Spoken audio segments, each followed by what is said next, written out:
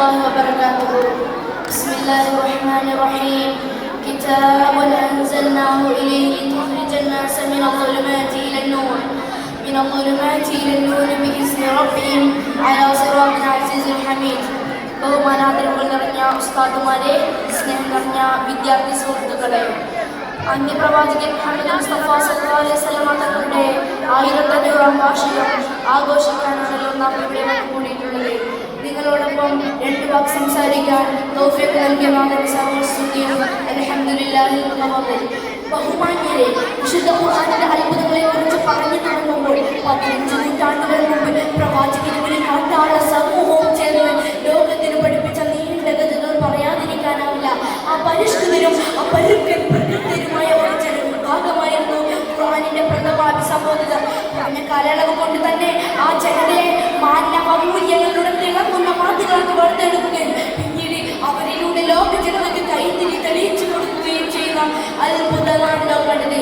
വിശുദ്ധ ഖുർആൻ കേവലം ഒരു രാജ്യത്തിന്റെയോ ഒരു ഭാഷയുടെയോ ഒരു കാലഘട്ടത്തിന്റെയോ ഒരു വർഗത്തിന്റെയോ മാത്രം ഗ്രന്ഥമല്ല, മറിച്ച് മാനുഷികതയാണ് അതിനെ അഭിസംബോധന ചെയ്യുന്നത്. കാലദേശ വർഗ ഭാഷ എന്നീ വിവേചനങ്ങൾക്ക് അതീതമായി യാ അയ്യുഹന്നാസ് എന്ന അഭിസംബോധനയിൽ ഖുർആൻ അടിവരയിടുന്നുണ്ട്.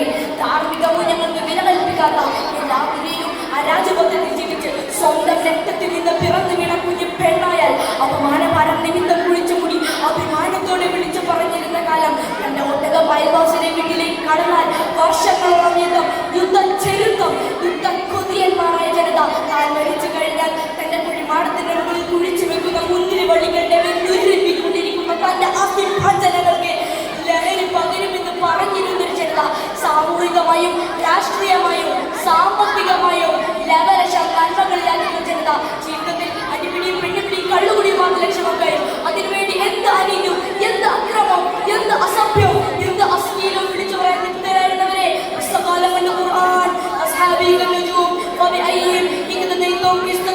നക്ഷത്രത്തുലരാക്കി സംസ്കരിച്ചു തിരിച്ച് ഏറ്റവും ഉദാത്തമായ മാതൃക പുരുഷരാക്കി മാറ്റി. ബഹുദൈവത്വവും തച്ചന്യവും അനാചാരങ്ങളും നിഷ്കാസനം ചെയ്യുന്ന സമയത്ത് ഓരോ നാട്ടിലും വീട്ടിലും കുടുംബങ്ങളിലും എണ്ണമറ്റ വിഗ്രഹങ്ങൾ ഉണ്ടായിരുന്ന സമയത്ത് എണ്ണമറ്റ വിഗ്രഹങ്ങൾ അവരെ ചുറ്റിപ്പറ്റിയുള്ള അനാചാരങ്ങൾ നിഷ്കാസനം ചെയ്ത് ഖുർആൻ സ്വീകരിച്ചത് ഏറ്റവും ഉദാത്തമായ മാർഗമായിരുന്നു.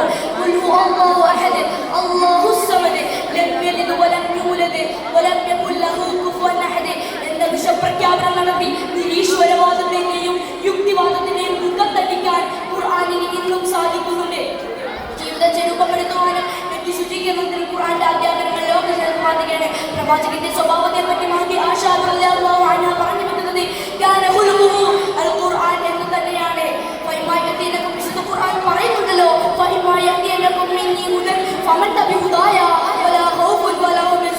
അവരെ സ്വച്ഛ പരിധിയിലേക്ക് തിരിച്ചു കൊണ്ടുവന്ന് സ്വതന്ത്ര